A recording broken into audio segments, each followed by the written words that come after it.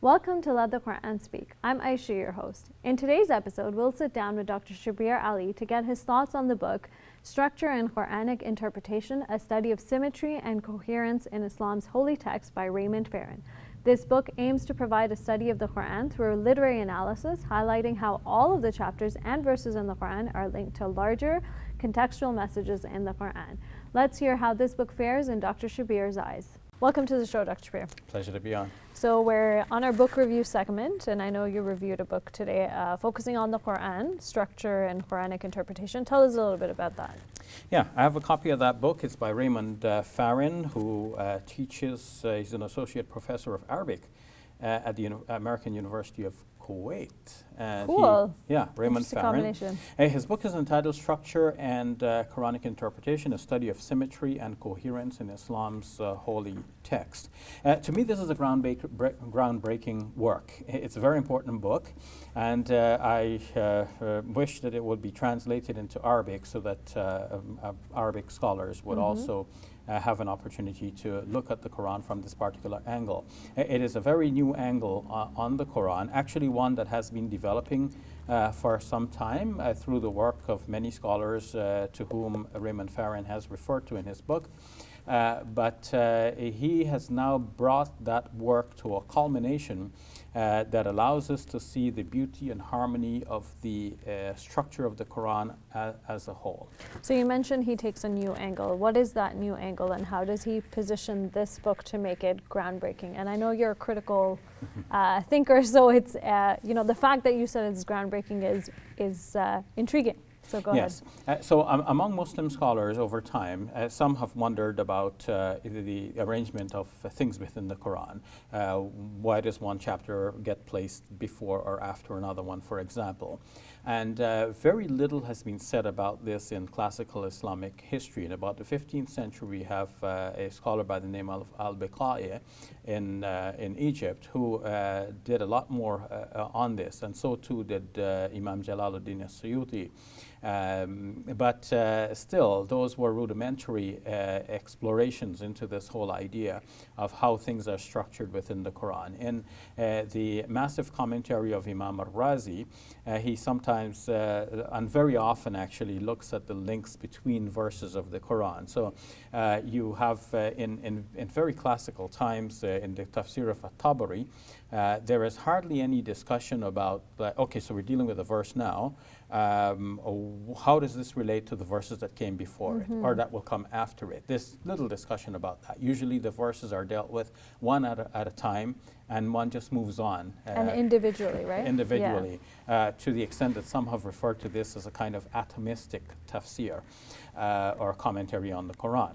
But to see the Quran on this grand scale of how things relate to each other from within the book, this has been done very little throughout Islamic history. In modern times, I mean, Ahsan Islahi has become famous for his thinking about the Quran. The Arabic word for it is tadabbur, contemplation on the Quran. And he mentioned that the Quranic chapters usually come in pairs. And that work was taken further by Mustahsin Mir in his book Coherence on the Quran. But some non-Muslim scholars continued the work as well. There is a French scholar, Michael Kuipers, who is cited a lot by Raymond Farrin in this book, and now Raymond Farrin himself taking the work to this stage of culmination. Now, what are some, you mentioned, the two chapters that are linked. What are some of the bigger theories that he argues in his book in terms of how the Quran is organized? Well, what is most particular about Raymond Farrin's input here is the idea of ring composition. There are some classical works which have been composed along similar lines. And this has been discussed by other scholars with reference to the other work. So in ring composition, what is understood, you know how if you're going to write an essay for a university, it is stressed that your essay must have a beginning, a body, and an end, introduction and conclusion. And your conclusion must somehow reflect back to the introduction, so that when the reader reaches the conclusion, the reader gets the sense that we're back in a way, like we haven't forgotten where we began. Like a full circle. It's a full circle. So now that forms a sort of a ring. But more than this, in the idea of ring composition, the meaning is found in the middle. Okay. So somewhere in the middle, this meaning is developed and it is most pronounced. And what is found is that in the Quran, often this is the structure of the individual chapter. So what Raymond Farrin has shown is that you may have three basic situations. One is the latter half of the Quranic chapter will reflect the previous half, but in the same order as the previous half. So let's say we Of divide that particular chapter? that particular chapter. Okay. So let's say we divide a chapter into 4 sections. So we have A, B for the first 2 sections, and then the A and B will repeat again. Or Okay. you might say A complement, B complement, so in the same order. But then you may have a reverse of that order, a chiastic sort of arrangement where you have, for example, A, B, and then B complement, Yeah, and A then complement. Okay. So the 2 A's are at the end and the 2 B's are in the middle. And then further from this, you can have the concentric approach, which is the whole idea of ring composition, where you have a C in the middle that balances the whole thing, or that serves as the pivot for the rest. So you have A, B, C, and then B complement, A complement. So starting at the ends, you have the A's, going in, you have the B's, and then right in the middle, you have the C. Now, this, of course, means that there are 5 sections, but you can have as many as 10 sections or So is this what he's saying occurs throughout the Quran in all of the chapters? What is so interesting is that, and this is the beauty and harmony of it, is that he analyzes the chapters, and yes, he shows that if the chapter is very long, you will find that there will be a ring within the ring. So whereas the chapter as a whole has this overall ring composition to it, so if you take one half of the chapter, you'll find that there is a ring within that half of the chapter itself, and sometimes a ring within the ring within the ring, which is quite amazing, because it would mean that the Prophet Muhammad, peace be upon him, over a period of 23 years, he goes about, people ask him questions, he replies. The question and the reply are both mentioned in the Quran often. For him to keep track on how this all will flow together to get this kind of ring composition, this is really remarkable. But this happens within each chapter, and then you ask about the whole Quran. He shows that, in fact, when we look at like from the chapter level, now coming from outside of the chapter, you find that chapters are paired together, and then pairs of chapters link with other pairs to form larger groups, and then those groups themselves, he has grouped the entire Quran into 19 groups of chapters.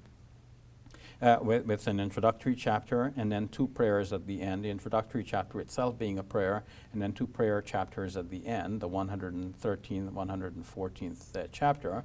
And then in between, you have 19 groups of chapters. And then these 19 groups are so arranged that you have one in the middle, leaving 18, which are so balanced that there are 9 and 9.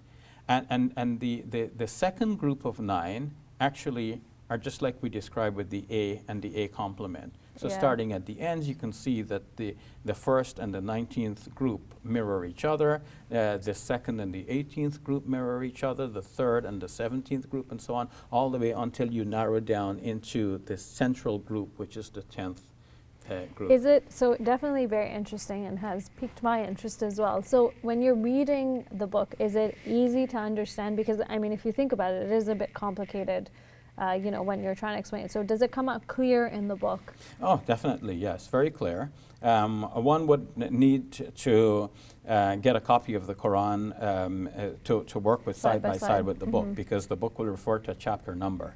And you may want to go into that chapter itself and read it for yourself and see how things play out within the chapter. I mean, that's for somebody who wants to go into it in more detail. But if you want to just read the book for enjoyment, like as a bedtime reading, that too is possible, because though the work is quite scholarly in its nature, and in terms of the theme and content, the author has done well to keep it as a popular reading. relegating much of the technical detail to the footnotes. So those who want to study it at a scholarly level, they know where to turn. So Shabir, any area that you think the book, or that you would critique the book on, that needs improvement?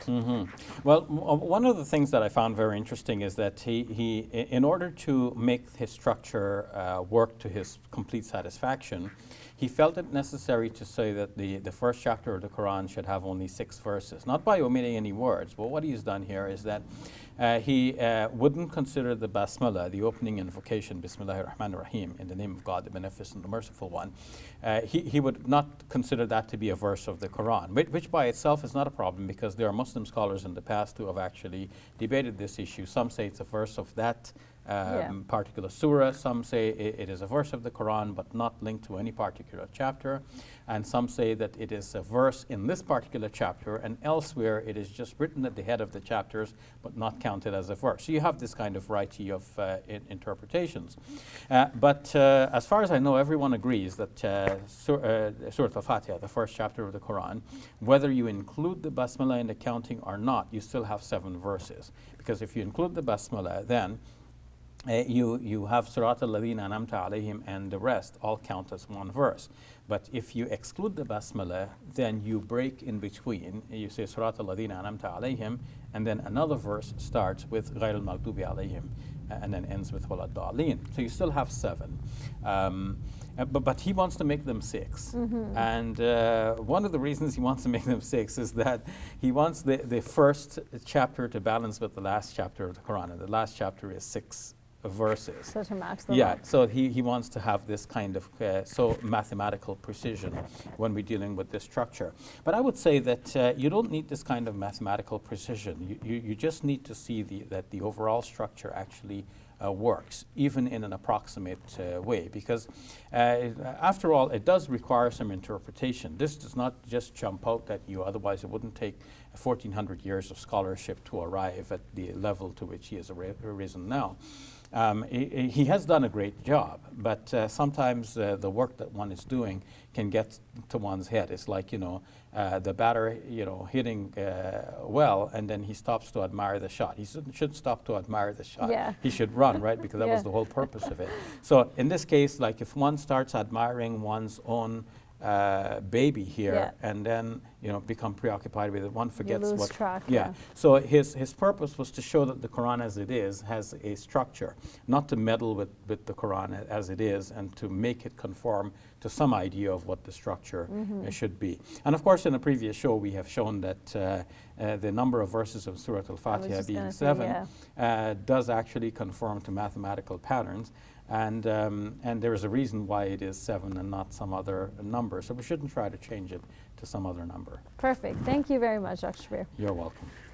Hey YouTube, we hope you benefited from this video. If you liked it, or if you didn't, let us know in the comments below. And if you're interested in learning more, check out some of our other videos. And don't forget to subscribe so you can get new videos every Monday, Wednesday, and Friday.